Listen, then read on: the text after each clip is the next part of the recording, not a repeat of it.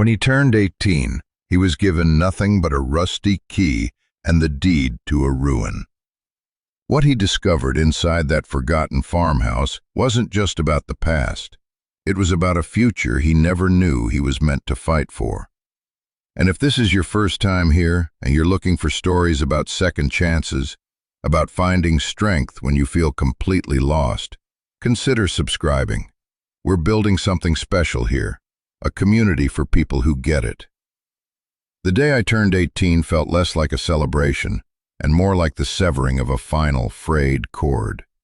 There was no cake, no cards, no awkward singing. There was just a cardboard box on the front step, waiting for me. It held 2 changes of clothes, a worn copy of a book my father had given me, and my toothbrush.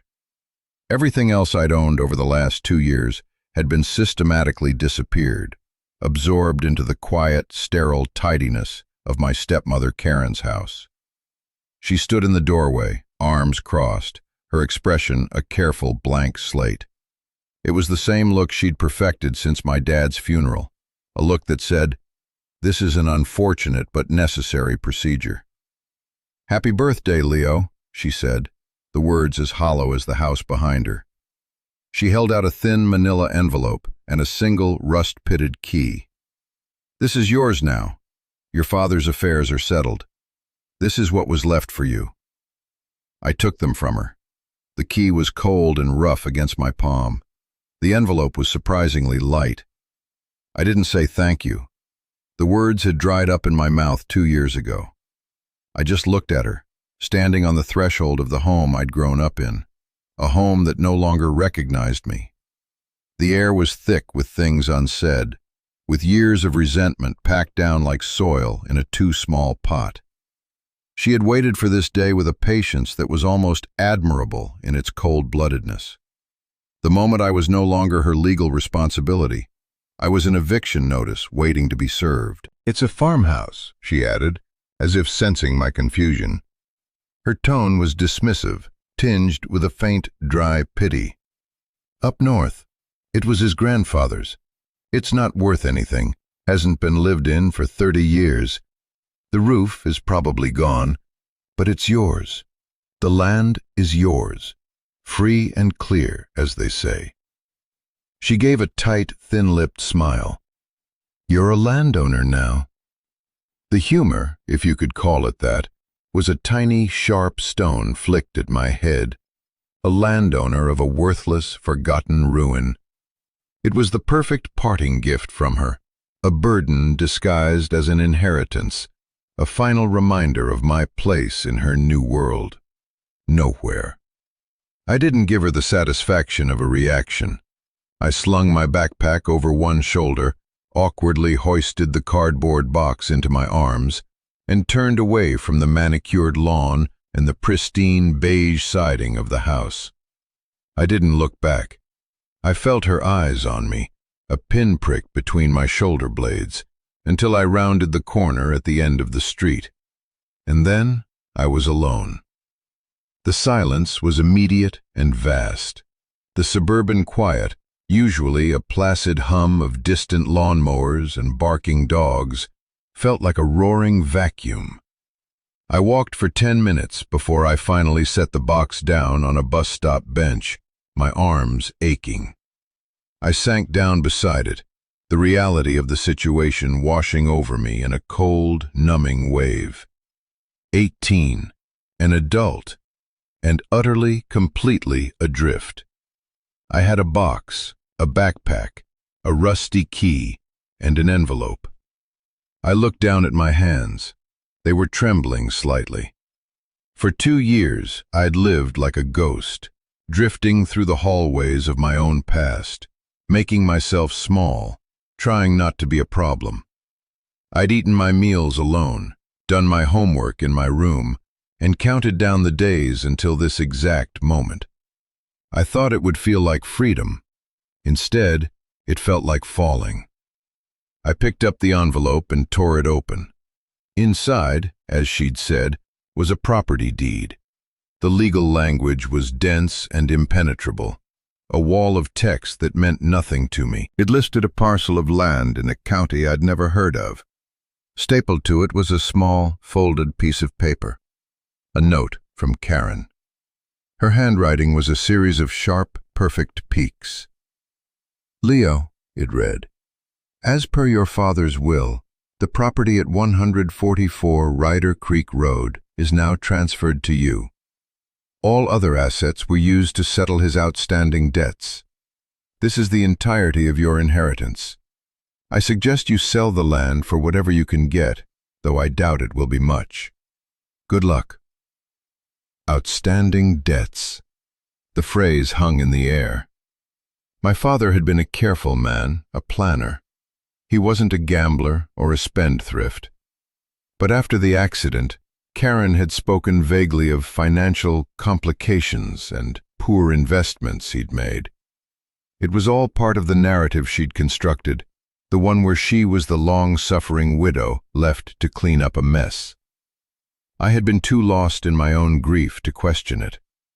Now, the word debts felt like another lie, another coat of paint slapped over a history she wanted to erase.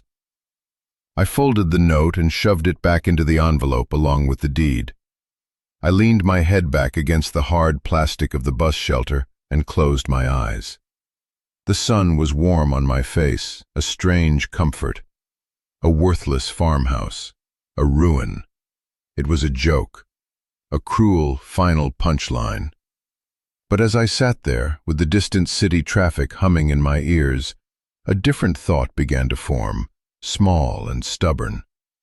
It was a joke, yes, but it was mine. It was the only thing in the entire world that was mine, and I had the key. My plan, if you could call it that, was formed in the hazy stupor of someone running on fumes and shock. I had $43 in my pocket, the last of my allowance. It wasn't enough for a motel, barely enough for food, but it was a start.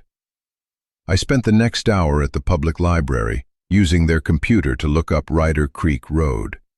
It was, as Karen had suggested, in the middle of nowhere. A tiny, unincorporated dot on a map, 5 hours north by bus. The satellite view showed a dense patch of green, with a tiny, blurry gray square in the middle of it. The farmhouse. I had one other thing of value, a silver watch, heavy and solid, that my dad had given me for my 16th birthday. It was the last real gift I'd gotten from him. His inscription was on the back. "For all the time ahead, love, Dad." Taking it off felt like another kind of amputation. The skin underneath was pale and tender. I walked into a pawn shop, the kind of place that smells of dust and desperation, and laid it on the counter. The man behind the glass barely looked at me. He offered me $200. I didn't bargain. I took the money, the crumpled bills feeling both dirty and sacred in my hand. It was blood money in a way, the cost of my own survival, paid for with the last tangible piece of my father's love. I tried not to think about what he would say if he could see me now. The bus ticket cost $67. With the cash from the pawn shop and my $43, I had just over $175 to my name. It felt like a fortune and nothing at all. I bought a bottle of water and a bag of pretzels and found my gate. The bus station was a river of humanity, everyone moving with a purpose I didn't share. They were going home, or to jobs, or to visit family. I was going to a ghost. The bus pulled out of the city as the sun began to set, the sky turning a bruised purple and orange. The city lights bled into a smear and then disappeared, replaced by the dark, rolling silhouettes of the suburbs, and then, finally, the true, deep black of the countryside. I pressed my forehead against the cool glass of the window and watched the world slide by.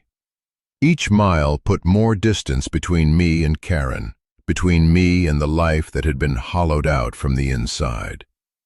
The rhythmic thump of the wheels on the pavement was a hypnotic drumbeat, lulling me into a state of suspended animation. My mind drifted back to my father, not the sick, fading man from the last few months, but the man he was before, the man who taught me how to tie a fishing lure, who smelled of sawdust and coffee, whose laugh was a loud, booming thing that could shake a room. After he died, the house went quiet. Karen moved through it like a museum curator, polishing away every trace of his chaotic, vibrant energy. His workshop in the garage was the first to go, the tools and half-finished projects sold off or thrown away. His books were boxed up. His favorite chair was reupholstered. It wasn't a cleansing of grief. It was an erasure. And I was the last stubborn smudge she couldn't wipe away until now. What had she said? His outstanding debts. Had he really been in financial trouble? It didn't fit the man I knew. He was a contractor, a builder. He was practical, grounded. He saved receipts in a shoebox and balanced his checkbook every Sunday night at the kitchen table.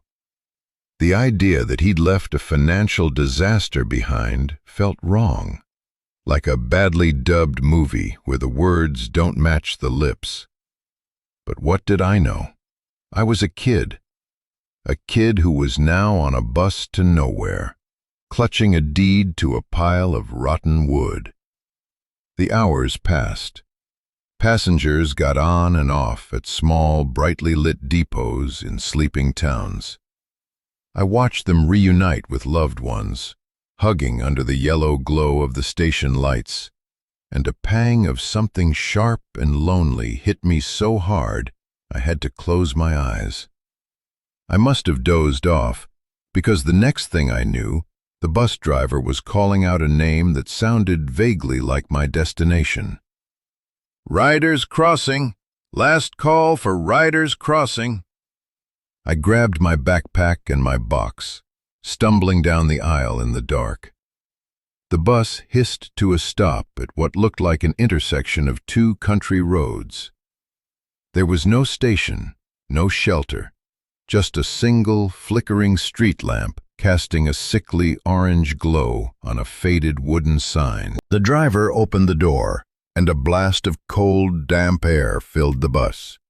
It smelled of pine and wet earth. "This is it, kid," he said, his voice gruff but not unkind. "Ryder Creek Road is about 2 miles that way." He pointed into the oppressive darkness. "Good luck to you."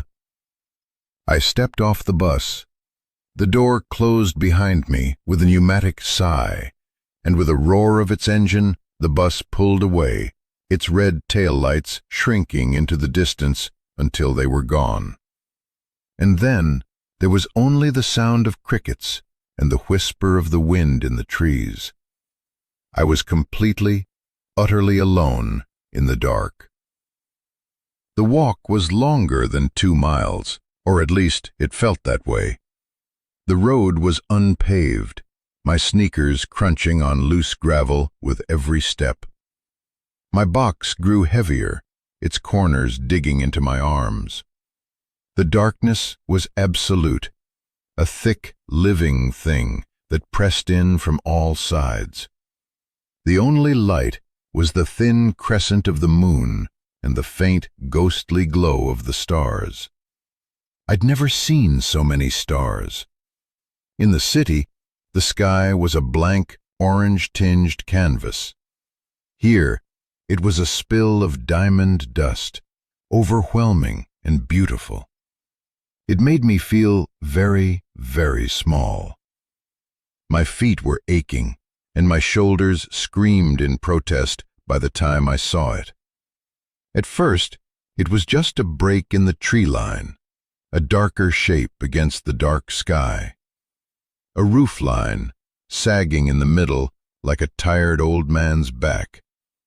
As I got closer, the farmhouse took shape, emerging from the shadows. Karen hadn't been exaggerating. It was a wreck. The porch listed to one side at a drunken angle. Several windows were boarded up with weathered gray planks.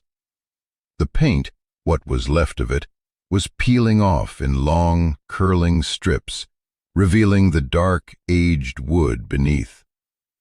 The yard was a jungle of weeds and thorny bushes that scraped at my jeans as I pushed through them to get to the front steps. I stood before it, my heart sinking. This was it. This was my inheritance, a monument to decay. For a moment, I considered just turning around, walking back to the road and sticking out my thumb, going anywhere. But where would I go? What would I do? This was the only option I had. This pile of rot was my only anchor in the world. Taking a deep, shaky breath, I climbed the groaning steps of the porch. The wood felt soft and spongy under my feet. I reached the front door. It was solid oak, scarred by weather and time. The keyhole was dark and forbidding. I pulled the rusty key from my pocket. My hand was shaking again. I slid the key into the lock. It resisted, grated, and then, with a final protesting shriek of metal on metal, it turned. The lock clicked with a sound that seemed impossibly loud in the dead quiet of the night. I pushed. The door groaned open on ancient hinges, revealing a maw of absolute blackness within. It smelled of dust, of time, of mice and memory. It smelled like the end of the world. And I stepped inside. The darkness inside the house was even more profound than the darkness outside. It was a heavy, weighted blackness, thick with the scent of decay and stillness. I fumbled in my backpack for the small flashlight I'd had the foresight to keep, its beam cutting a weak, trembling circle in the gloom. The light played over a landscape of shrouded shapes. Everything, the furniture, the floors, the very air, was covered in a thick, uniform layer of gray dust. It was like walking into a house that had been sleeping for a century. The beam caught on furniture draped in white dust cloths, making them look like a congregation of silent, hunched ghosts.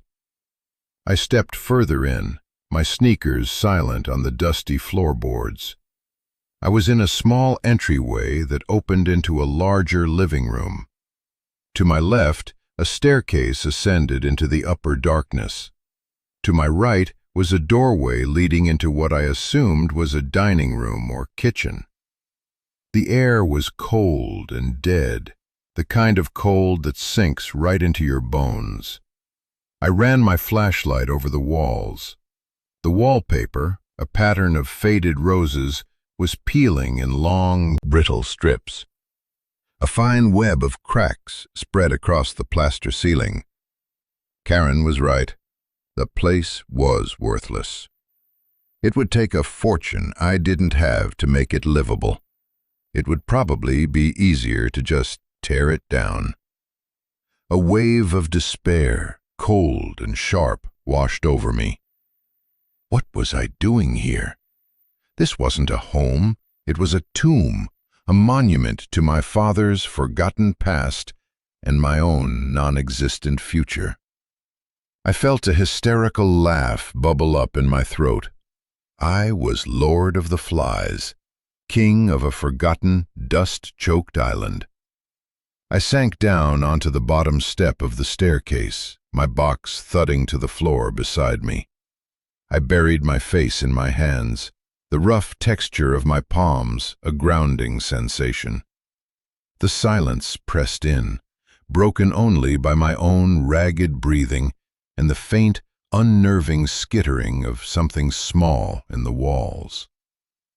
I don't know how long I sat there, lost in a fog of self-pity and fear, but eventually The sheer animal need for survival began to push back.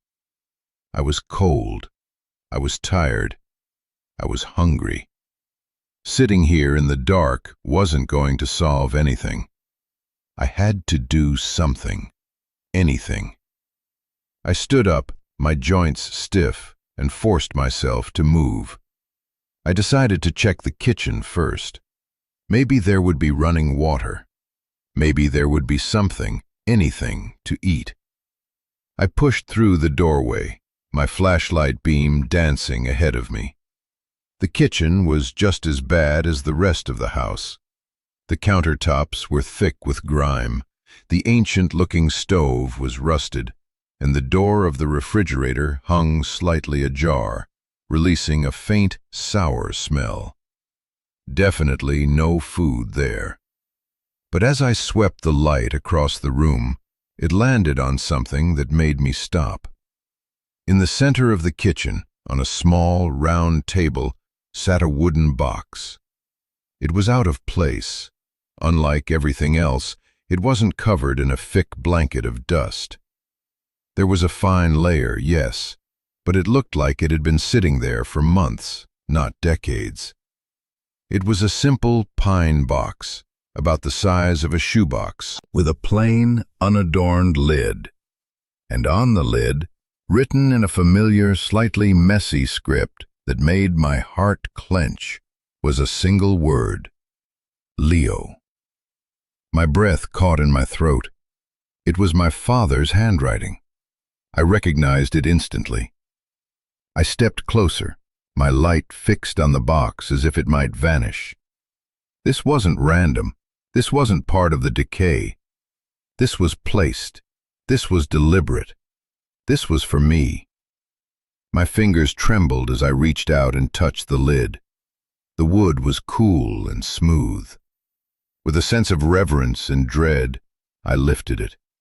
Inside, nestled on a bed of yellowed cheesecloth, was a stack of envelopes tied with a simple piece of twine. And on top of the stack was a single, thicker envelope, also with my name on it. I picked it up. It was heavy, made of thick, creamy paper. I turned it over. It was sealed with a drop of dark red wax, though there was no imprint on it. My heart was hammering against my ribs. This was a message from the past, a voice from the grave. I sat down at the dusty table, the flashlight propped up to illuminate the space, and carefully broke the seal. I pulled out a sheaf of folded pages and began to read. "My dearest Leo," the letter began, and the sight of those words, in that familiar hand, was like a physical blow. I had to stop and take a breath, my eyes blurring. If you are reading this, it means several things have happened. It means I am gone. It means you have turned 18. And it means Karen has done exactly what I predicted she would do. She has kicked you out and sent you here, telling you this place is worthless. I am sorry, son. I am so sorry for all of it. I read the lines again, the words sinking in. He knew. He had anticipated all of this. The coldness, the eviction, the lie about the farmhouse. This wasn't an accident. It was a plan. I need you to listen to me very carefully, the letter continued.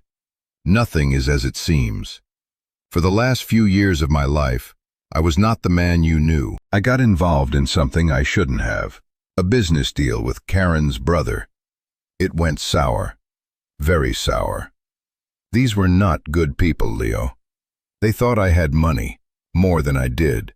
And when they realized I didn't, they made threats. Not just against me. Against you.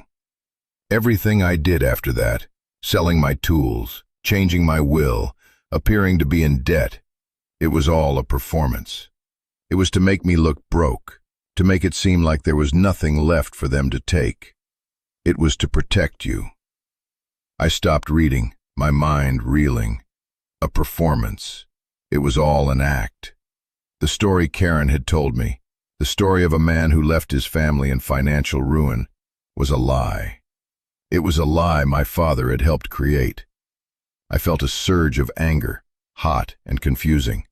He had lied to me. He had let me believe the worst of him. But underneath the anger was a dawning, earth-shattering understanding. He hadn't abandoned me. He had been protecting me. This house, this farm, the letter went on, is not a ruin. It is a safe house. It is an ark. I have spent years secretly fixing it up, making it strong. The decay you see on the outside is a disguise. The roof doesn't leak. The foundation is solid. The well water is clean and sweet. I boarded up the windows to keep it safe, not because it was falling apart. I knew Karen would never come here. She despises this place. She thinks it's beneath her. It was the one place I could build a future for you where she would never think to look. I looked around the dusty kitchen, seeing it with new eyes. The grime, the dust sheets, the peeling wallpaper. It was all camouflage, a carefully constructed illusion of worthlessness. I am leaving you more than just a house, Leo. I am leaving you a choice, but you have to be strong enough to find it. This is a test, son, a test of your spirit. I need to know you have the heart I think you have. In the living room by the fireplace, the third brick from the left on the hearth is loose. You know what to do. This is just the beginning. Be brave. I love you more than you can ever know. All the time ahead is yours now, Dad. I let the pages fall from my hand onto the table. The silence in the house was different now. It was no longer empty. It was filled with the echo of my father's voice, with the weight of his love and his sacrifice. I looked at my name on the box, at the letter, at the promise of a secret hidden in the hearth. I had come here expecting an ending, a final, pathetic chapter to a sad story. But this wasn't an ending. It was a beginning, a treasure map left for me by the person who had loved me most. I stood up, grabbing my flashlight, and walked out of the kitchen and toward the fireplace, my steps sure and steady for the first time in 2 years. The letter lay on the kitchen table, a pale rectangle in the gloom. I left it there, a testament. My father's words echoed in my head, a frantic, loving cacophony that drowned out the years of silence. A performance, a disguise, an arc. My entire reality had been upended in the space of 10 minutes. The grief I had carried for 2 years was suddenly mixed with a confusing cocktail of anger, gratitude, and a profound, aching sorrow for the man who had been forced to play a part, even to his own son. He had let me believe he was a failure to keep me safe. He had worn a mask of debt and irresponsibility, all while secretly building a lifeboat in the middle of a storm I never even knew was raging. I stood before the great stone fireplace in the living room. It was huge, taking up most of one wall, built from massive, dark river stones. The dust cloths on the furniture seemed to watch me like silent parishioners in a church.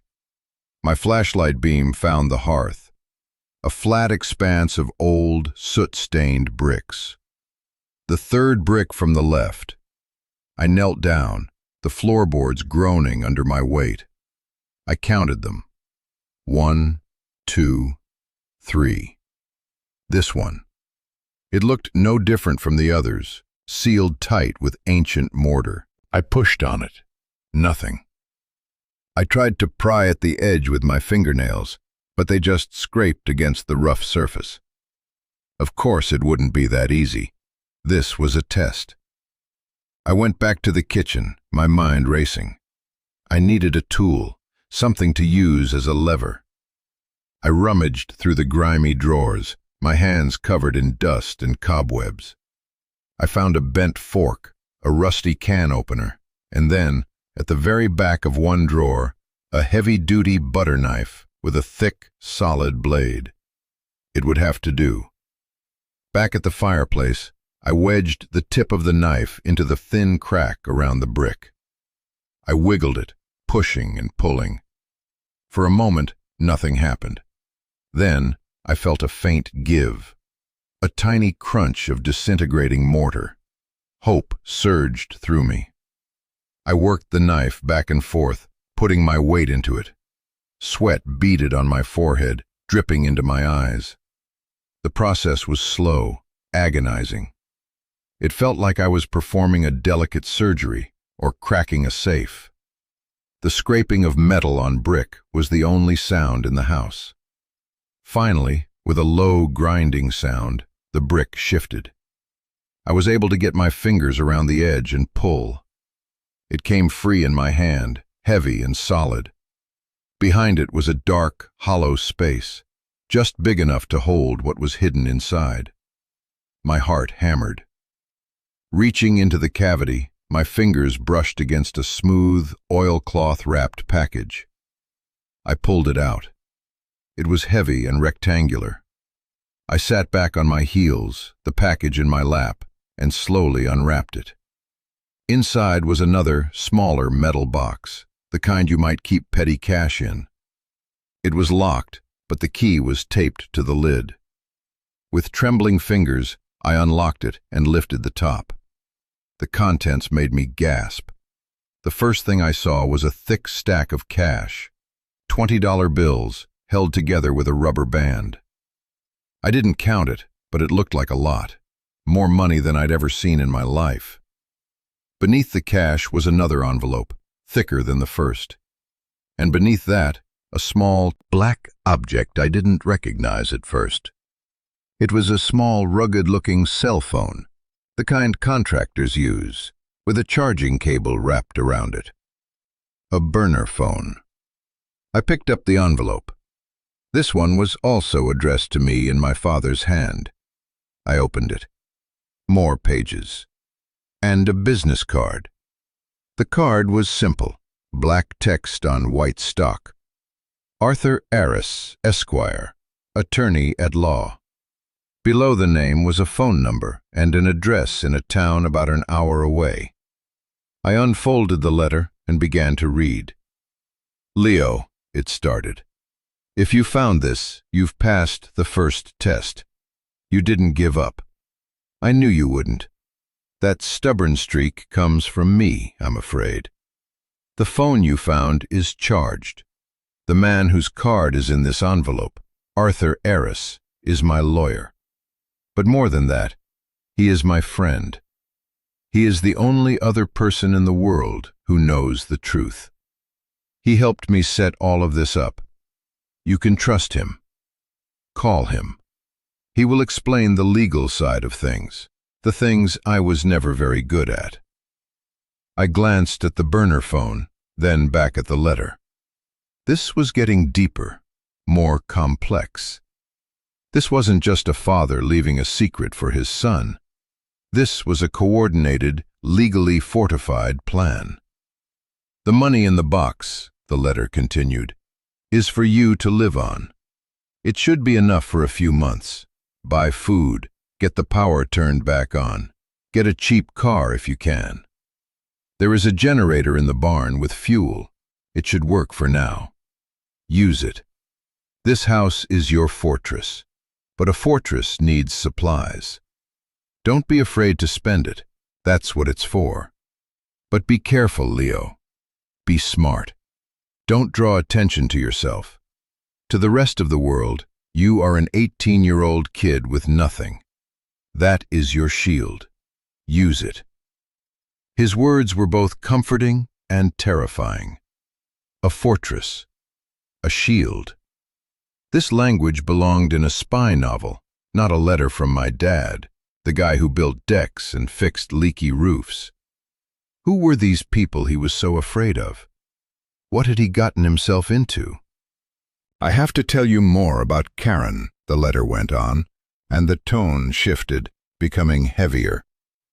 I loved her once, or I thought I did. After your mother passed, I was lost, and Karen, she was there. But I was blind. Her family, her brother specifically, they are not just businessmen. They are predators. They use people, they drain them dry, and they discard them. They saw me as an easy mark, a grieving widower with a successful small business and a paid-off house.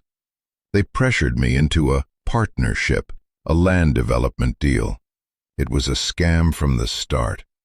They used my name, my company, to secure fraudulent loans. By the time I realized what was happening, I was in too deep. The debts Karen told you about are real, but they aren't mine. They are fraudulent debts attached to my name.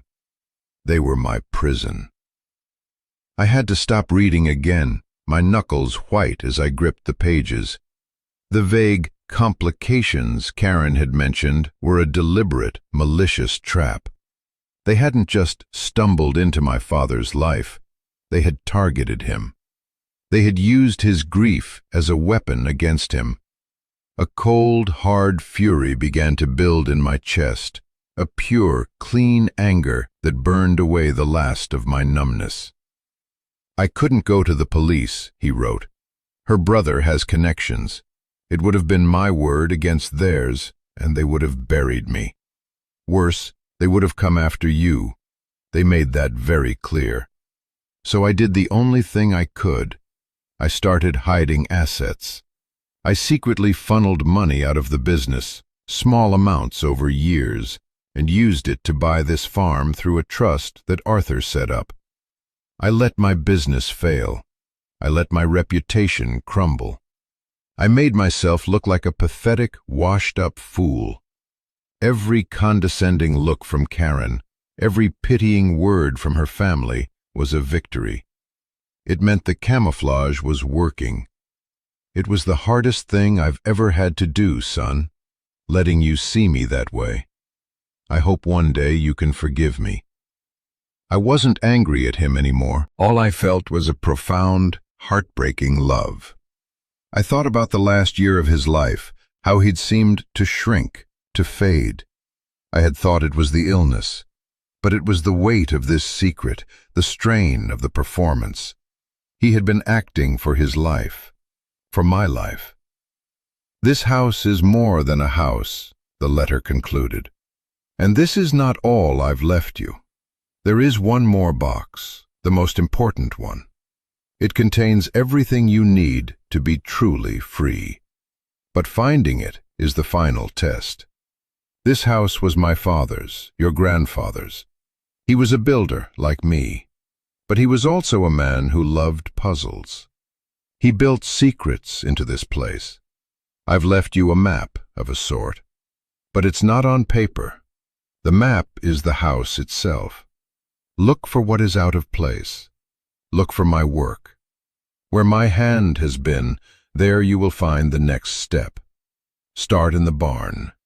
Your future is waiting for you, Leo. Go and claim it. I'll be watching. I'm proud of you, Dad. The letter ended there. I carefully folded it and placed it back in the metal box with the cash and the phone. I looked around the dark, silent living room. It wasn't a tomb anymore. It was a puzzle box, a legacy. My father hadn't just left me a shelter, he had left me a mission. He had trusted me to be smart enough, strong enough, to finish what he started. The fear and despair I had felt upon arriving were gone, replaced by a single, burning purpose. I picked up the burner phone.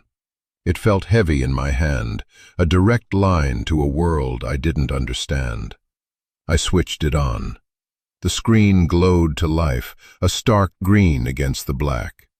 Full battery, full signal. He had planned for everything. My thumb hovered over the call button as I keyed in the number for Arthur Eris. It was time to find out just how deep this rabbit hole went. The phone rang 3 times, each tone echoing unnaturally loud in the cavernous silence of the house. I expected a voicemail, an answering service. It was the middle of the night, but a man's voice, calm and awake, answered. Eris. Hello? I stammered, my own voice sounding small and foreign. My name is Leo Sterling. My father was Robert Sterling. He left me this number. There was a pause on the other end, but it wasn't a pause of confusion. It was a pause of recognition. Leo, the voice said, and it softened slightly. I've been expecting your call. Your father told me this day would come. Are you at the house? Yes, sir, I am. Good. That's good, he said. First things first. Are you safe? Are you alone? Yes, I'm alone. The word hung in the air, heavy with a new meaning. I was alone, but I wasn't abandoned. Okay. Leo, my name is Arthur Aris. Your father was my client, but he was also my friend, a very good friend. I know this must be overwhelming, and I promise you, we will go through everything step by step. But your father was very clear about the order of things. He wanted you to understand the emotional truth before you understood the legal one. Have you found his letters? Yes, I found both of them. Then you know, Aris said, his voice laced with a weary sadness. You know what he did, what he sacrificed. I'm beginning to, I said, my throat tight. He said you could explain the rest. I can, he confirmed. Here's the situation in the simplest terms I can give you right now. Your father was brilliant. He established an irrevocable trust several years ago, with you as the sole beneficiary. This farm, the land, and certain other assets were placed into that trust. Legally, they were no longer his. They belonged to the trust, which means they now belong to you. Karen, her brother, their creditors, they can't touch it. It's a legal fortress, just as he likely described it. A fortress. The word gave me a surge of strength. So she can't take it from me? Absolutely not, Aris said with firm conviction. She can't even contest it. The trust is ironclad. She likely doesn't even know it exists. Your father's public will, the one she executed, would have listed his known assets, which he had deliberately dwindled to almost nothing. As far as she and the world are concerned, you inherited a worthless patch of dirt. We must keep it that way for now. The anonymity is your protection. I thought of Karen's dismissive smile, her pitying tone. She thought she had won, that she had cast me out with nothing. The irony was bitter, but deeply satisfying. My father had played her perfectly. But there are complications, Aris continued, his tone turning more serious. Your father's performance was good, but the people he was dealing with are persistent. Her brother's development company has been buying up land all over that county. They've been trying to acquire the parcels around your farm for years. They want to put up a luxury resort or some such nonsense. Your land is the key piece they're missing. They don't know the land is valuable, but they know its location is strategic. So they'll try to buy it? I asked. They'll try to take it, Aris corrected. They'll see an 18-year-old kid with no resources sitting on a worthless property.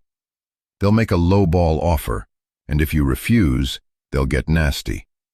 They'll use legal loopholes, zoning challenges, anything they can to pressure you into selling for pennies on the dollar. They are bullies, Leo. That's how they operate.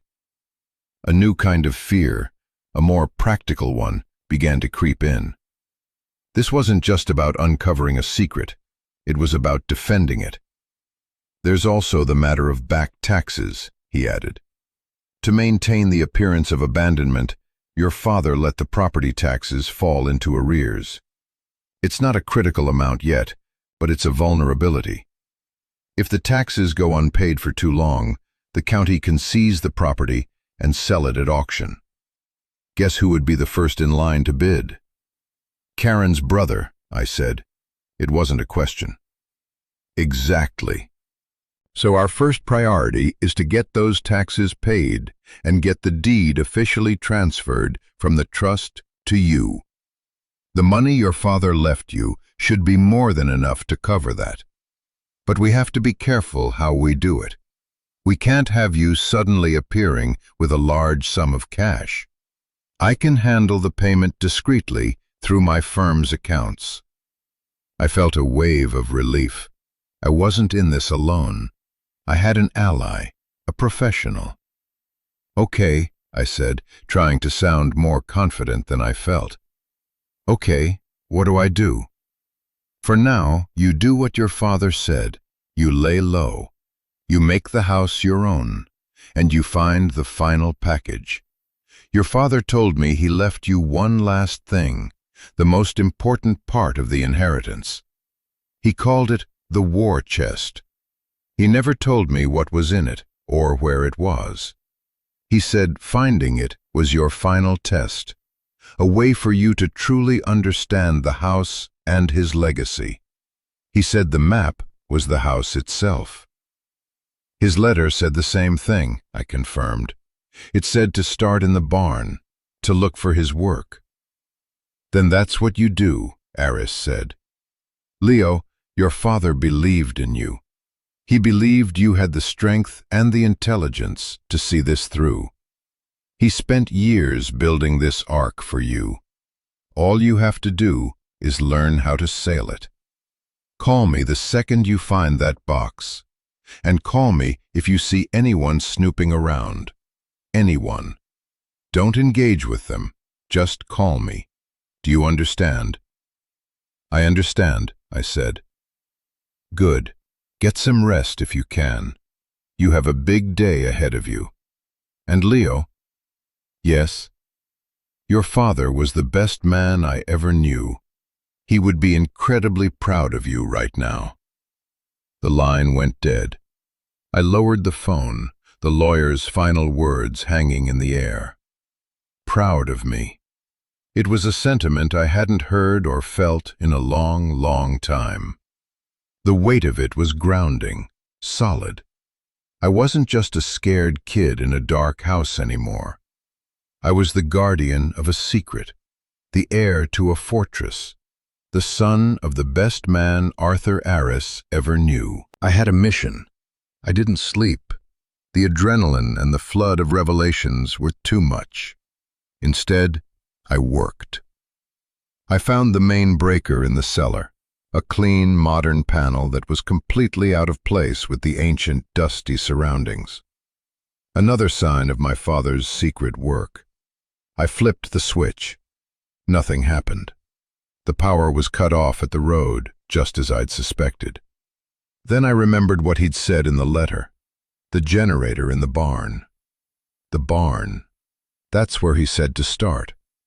Dawn was still an hour away, but I couldn't wait. I grabbed my flashlight and the heavy metal box with the money and the letters, not wanting to leave it behind. I stepped back out onto the porch. The night air was crisp and cold. The moon was higher now, casting long, skeletal shadows from the trees. The barn was a massive, looming shape about 100 yards from the house, its roofline a sharp peak against the starry sky. Pushing through the overgrown grass, I reached the huge, sliding barn doors. They were held shut by a simple wooden latch. I lifted it, and with a groan of protest, I managed to slide one of the doors open just enough to slip through. The air inside was thick with the sweet, loamy smell of old hay and dry earth. My flashlight beam cut through the darkness, revealing a vast, cavernous space. The main floor was empty, save for a few piles of rotting hay and a rusty, skeletal-looking tractor from a bygone era. But against the far wall, covered by a heavy green tarp, was a large, rectangular object. I pulled back the tarp. There it was, a brand-new generator, sitting on a clean concrete pad my father had clearly poured himself. Next to it were several large red cans of gasoline. Everything was spotless, waiting. I checked the oil, filled the tank, and after a few tentative pulls, the engine roared to life, its loud, steady rhythm shattering the night's silence. I found a heavy-duty extension cord, also new, and ran it from the generator to an external outlet I found on the back of the house, another of my father's secret additions. I went back inside the house and flipped a switch by the door, and then there was light. A single bare bulb in the entryway flickered on, casting a warm yellow glow. It wasn't much, but it was everything. It pushed back the shadows, chasing the ghosts away. The house was no longer a tomb, it was alive. And now I could truly see it. Now the real search could begin. The first light of dawn was filtering through the dirty windows, casting long, dusty beams across the living room floor.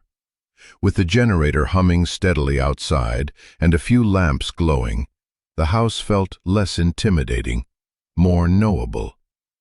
My father's words guided me. Look for what is out of place. Look for my work. The new electrical panel, the concrete pad in the barn, the external outlet. These were the first clues. They were anachronisms, modern touches in a sea of decay. They were his fingerprints. My mission was to find the final box, the war chest. My father had been a builder. He thought in terms of structure, foundations, hidden spaces. The hiding place wouldn't be obvious. It would be clever. It would be part of the house itself. The letter said to start in the barn. I had started the generator, but I hadn't truly explored the space. I finished the stale pretzels from my backpack, drank some water, and headed back out as the sun climbed above the trees, painting the sky in shades of pink and gray. The barn was magnificent in the daylight. It was an old post and beam structure, built with massive hand-hewn timbers that soared up into the shadows of the rafters. It smelled of history. My flashlight had only shown me the ground floor, but a steep wooden ladder led up to a hayloft that ran the length of the building. That seemed like a good place to start. The ladder was old but sturdy.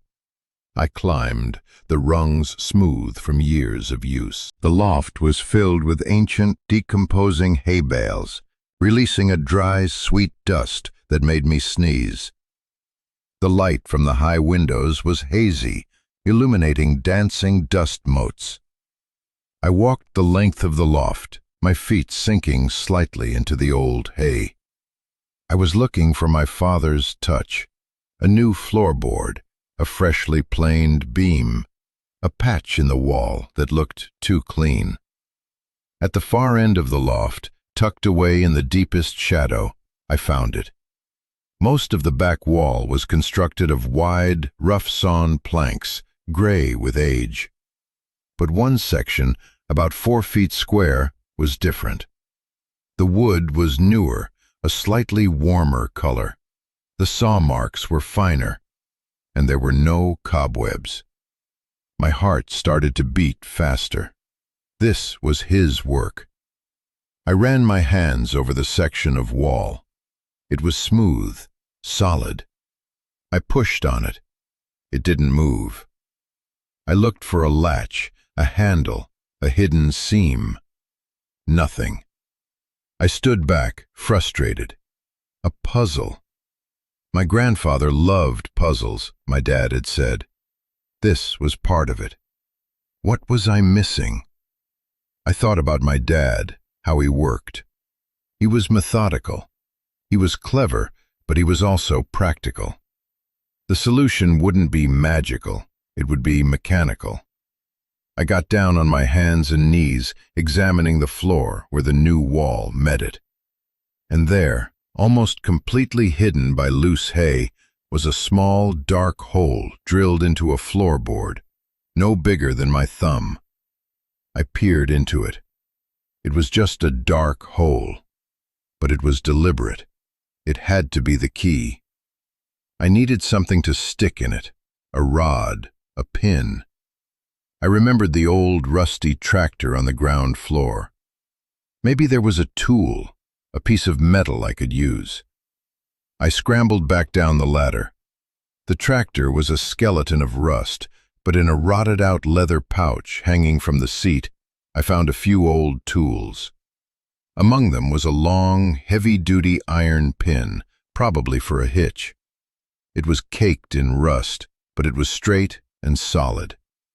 I climbed back up to the loft, the heavy pin in my hand. With a sense of rising excitement, I knelt down and slid the pin into the hole. It fit perfectly. I pushed it down.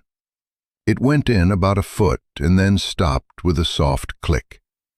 For a second, nothing happened. Then, I heard a low groan of wood and the faint sound of a counterweight shifting somewhere within the walls. The new section of the wall I'd been examining swung silently inward, revealing a dark, hidden room. I stared, speechless. My father had built a secret room in the loft of the barn. It was like something out of a movie. I grabbed my flashlight and stepped inside.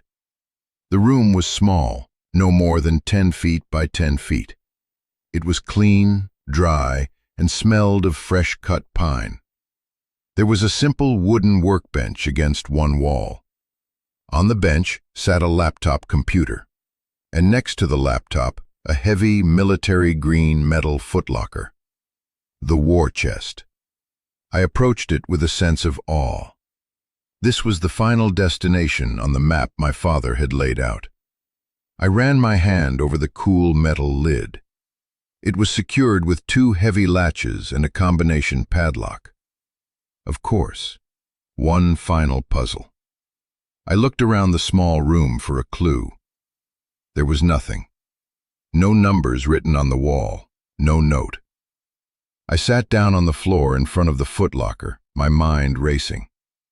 The combination, what would it be? It had to be something personal, something only I would know. A birthday? No, too simple. An address? No. I thought back to his letters. All the time ahead is yours now. The phrase echoed in my mind.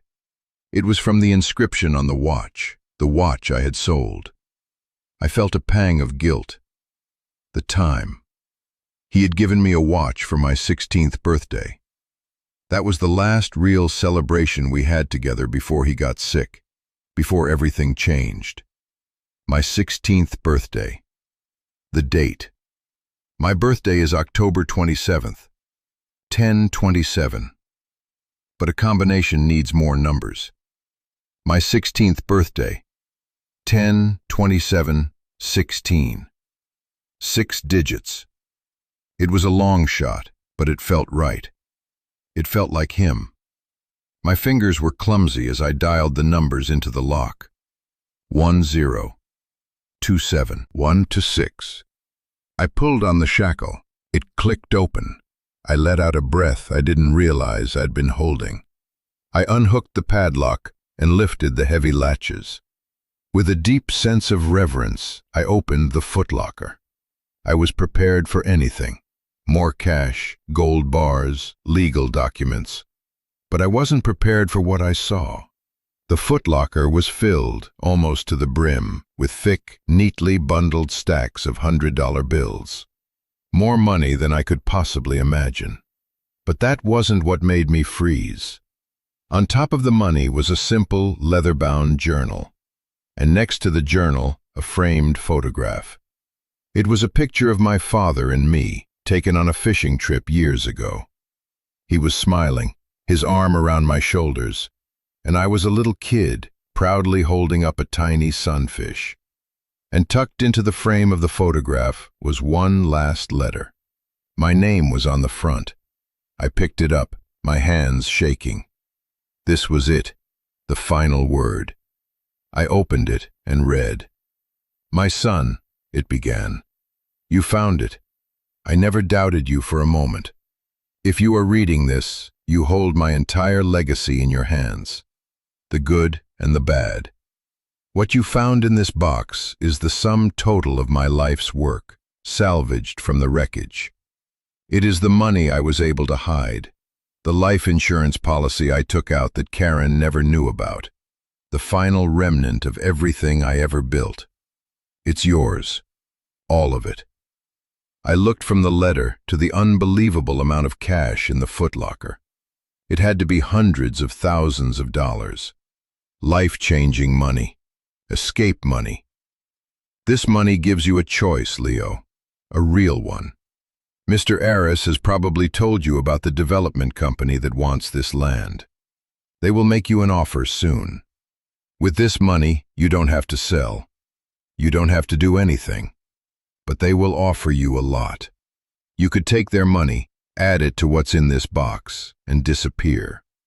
You could go to college, travel the world, start a new life anywhere you want, and never look back. No one would blame you. It's the easy path. It's a valid choice. He was giving me an out, a way to just walk away from it all, from the fight, from this house, from his memory. But there is another choice, the letter continued, the harder one. This farm, this land, it was my dream. It was my father's dream before me. To build something real, something that lasts. To work with your hands, to live off the land, to be your own man. This house is a good house. The land is good land. You have enough money here to pay the taxes, to fix this place up right, to buy equipment, to plant a crop. You have enough to build a life here. A hard life, maybe. A life of work and struggle, but a real one. A life of purpose. I looked at the picture of us, his smiling face, the pride in his eyes. I cannot make this choice for you, Leo. It has to be yours. Do you take the money and run, securing your own safety and comfort? Or do you stay and fight, and build something on the foundation I've left for you? Do you honor the past, or do you cash it in for a future? There is no wrong answer, but I know what your great-grandfather would have done. I know what I would have done. The journal in the box was his. It's a record of how he built this farm from nothing. It's a blueprint, if you need one. Whatever you choose, know this. I love you. The man in that photograph is who I really was.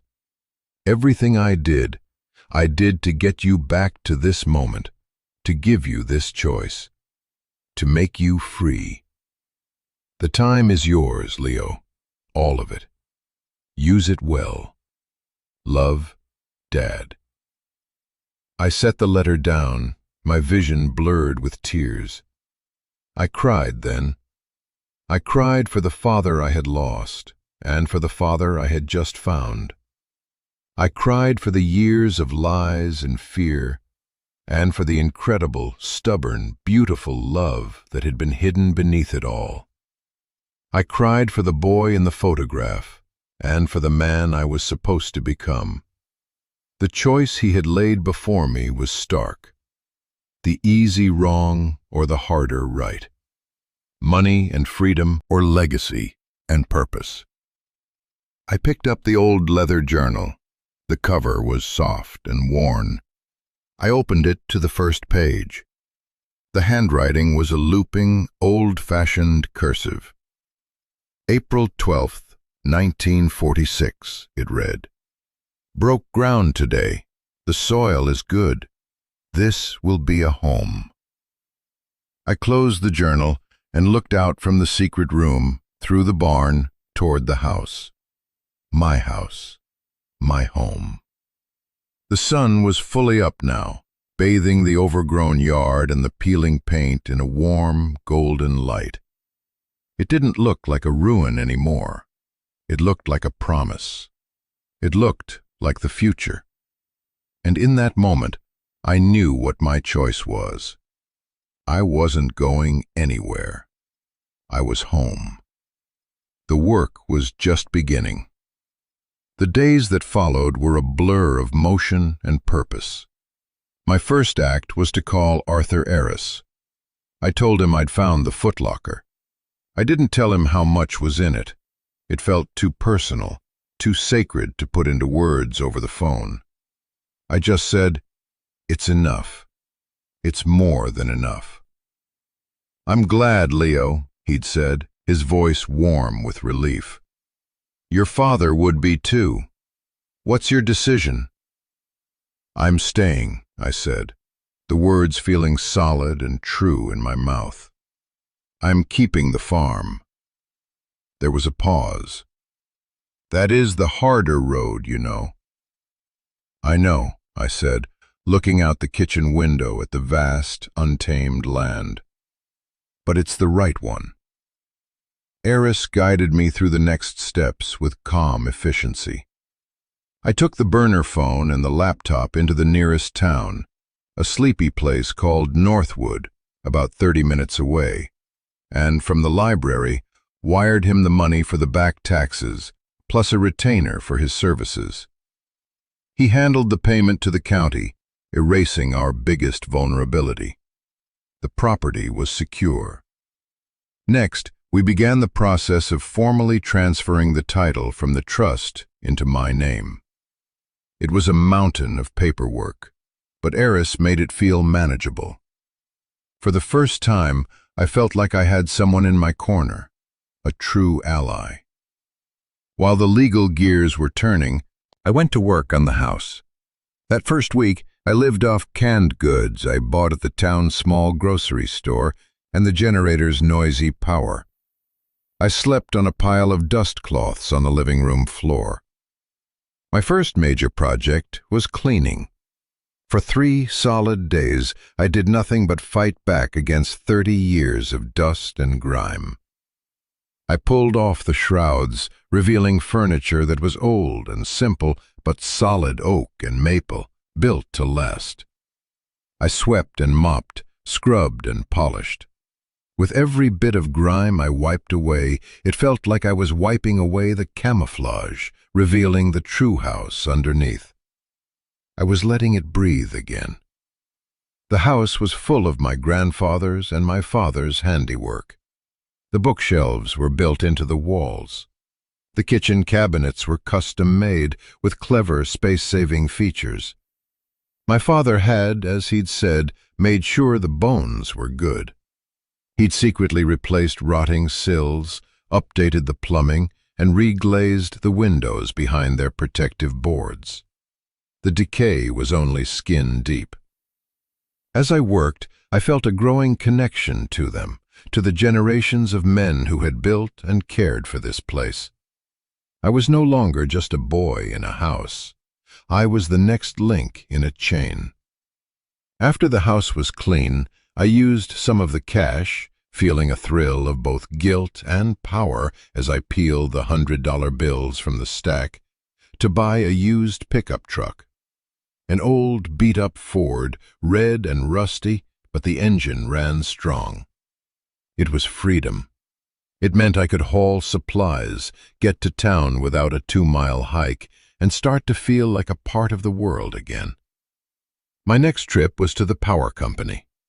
I paid the reconnection fee and the outstanding balance. The next afternoon, a lineman came out, and with a flick of a switch at the pole down the road, the house came to life. The steady, quiet hum of the refrigerator was the most beautiful sound I'd ever heard. I could turn on lights, have a hot shower, cook on a real stove. It was luxury. Every evening, exhausted and sore, I would sit at the kitchen table and read my great-grandfather's journal. It was my textbook. He wrote about crop rotation, about mending fences, about the temperament of the seasons in this specific valley. He wrote about the year the creek flooded and the year of the drought. He wrote about the birth of his son, my grandfather. It wasn't just a farming manual. It was a family history. It was the story of how to put down roots. About a month after I'd arrived, the inevitable happened. A sleek black SUV, the kind that looks completely out of place on a gravel road, pulled up to the end of my driveway. Two men in expensive suits got out.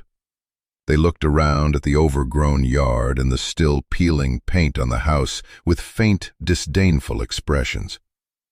One of them, a man with silver hair and a predatory smile, walked toward me. I was out by the barn, trying to fix a hinge on the big door. I felt a jolt of fear, but Aris's words came back to me. "Don't engage, just call me." "Quite a place you've got here," the man said, his voice smooth and oily. He didn't introduce himself, but I knew who he was. This was Karen's brother.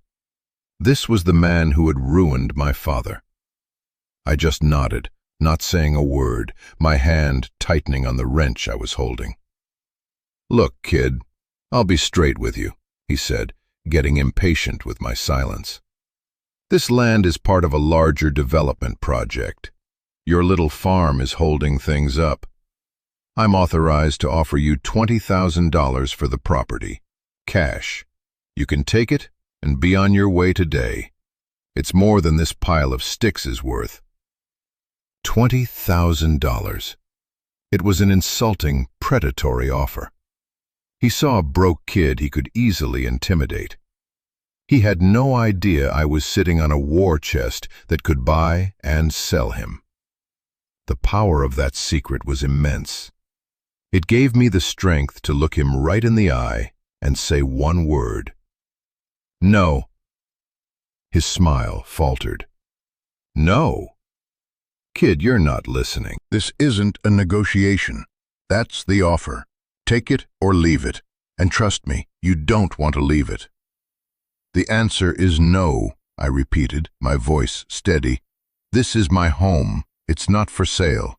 You should leave now." For a moment, he looked genuinely shocked. Then his face hardened into a mask of cold fury. "You're making a big mistake, boy," he snarled. He turned and stormed back to his SUV. As it drove away, kicking up a plume of dust, I pulled out the burner phone and called Aris. The choice was made. The battle lines were drawn. The next phase of my life would not be about hiding or discovering. It would be about defending and building. The developers, true to Aris's prediction, started to play dirty. I got notices from the county about zoning violations I didn't commit. Surveyors showed up, trying to claim my property line was in a different place. But with Aris as my shield, we fought back every time. We had the law, the truth, and my father's secret resources on our side. They were bullies, but they were used to picking on the weak. They didn't know how to handle someone who refused to break. While the legal battles simmered, I focused on the land. Following my great-grandfather's journal, I spent the summer clearing a field that had gone fallow. I bought a small, used tractor. I met some of the locals in town. An old farmer named George, who ran the feed store, saw me buying seed and struck up a conversation. When he found out I was Robert Sterling's son, his whole demeanor changed. "Your father was a good man," he said, his eyes kind. "A hard worker. He used to come up here on weekends years ago. Told me he was fixing up his granddad's place for his retirement. I was sorry to hear he passed." He looked me up and down. "You've got his eyes. If you need a hand with anything or just some advice, you come and find me. This valley looks after its own." It was the first crack of light in my solitary existence. I took him up on his offer. George taught me things the journal couldn't. The feel of the soil, the timing of the rains. He introduced me to others. A woman who sold fresh eggs. A mechanic who could fix anything. Slowly, tentatively, I was becoming part of a community. They didn't ask about my past or where I got my money. They just saw a young man working hard to bring an old farm back to life, and they respected it. They saw a sterling back on sterling land. One evening, as autumn began to touch the edges of the leaves with color, I was sitting on the newly repaired front porch watching the sunset. The field I had cleared was green with a cover crop. The house had a fresh coat of white paint. It wasn't perfect, but it was mine. It was real. I thought about the incredible journey that had brought me here, from a curb in the suburbs with a cardboard box to this, to a home. My inheritance wasn't the money in the footlocker. That was just the tool. My true inheritance was the choice my father had given me. It was the resilience he had instilled in me without my even knowing it. It was the legacy of hard work and integrity that flowed through the soil beneath my feet. He hadn't just left me a farm. He had left me a purpose. He had saved me not by giving me an easy life, but by giving me a life worth fighting for. And as I sat there, the cool evening air on my skin, I felt a sense of peace I had never known. The ghosts were gone. The anger was gone. All that was left was the quiet hum of the land, the solid wood of the house at my back, and the promise of a future I would build with my own 2 hands. All the time ahead was mine, and I was going to use it well. It's funny what home means. For years I thought it was a building, a collection of rooms where you slept. I thought it was something that could be taken from you. But it's not. Home isn't a place you are given. It's a place you build. Sometimes you have to build it from the ground up, with nothing but a rusty key and a secret map. Sometimes you have to fight for it. This story, my story, it's not about the money I found. It's not about getting revenge on my stepmother or her family. Their legal challenges eventually faded away, their company overextended and collapsed under the weight of its own greed. I heard about it through Aris, but it felt like news from another planet. Their world of suits and schemes had nothing to do with my world of soil and seasons. My victory wasn't in their failure. It was in my own success. It was in the first successful harvest of hay from my field. It was in the day I finally replaced the last boarded-up window, letting light flood into every room of the house. It was in the quiet conversations with my neighbors over a shared fence line. What my father left me was a lesson disguised as an inheritance. He taught me that sometimes the things that look like burdens are actually foundations. The worthless farmhouse was the cornerstone of my entire life. He taught me that the greatest act of love can sometimes look like abandonment, that protection can be a painful, complicated secret. He had to let me think the worst of him, so that I could one day have the best of everything. And maybe most importantly, he taught me that you can't run from your past. You have to dig into it, understand it, and build upon it. That's what I did. I took his legacy, my grandfather's legacy, and my great-grandfather's legacy, and I made it my own. The farm is thriving now. It's not a huge operation, but it's honest work, and it's mine. I have a home. I have a community. I have a purpose. I am no longer a ghost. I'm telling you this story because I know I'm not the only one who has ever felt lost, cast out, or underestimated. I know there are others out there who have been handed a key to what the world tells them is a ruin. And I want you to know that ruins can be rebuilt. Worthlessness is just a matter of perspective. Sometimes, the most valuable things are the ones that other people throw away. If you've made it this far, thank you for listening. This community we're building here is for people who understand that life isn't always easy, but that our deepest strength is often forged in our hardest moments. If this story resonated with you, if it touched on something in your own life, I'd be honored if you'd share your thoughts in the comments below. What does home mean to you? What's the worthless farmhouse that you were able to turn into something beautiful? I read every comment because every story matters. Your story matters. And if you want to hear more stories about finding your way when you're lost, about second chances and the power of resilience, please consider subscribing to the channel. You are not alone in this. We're in it together. The work is just beginning.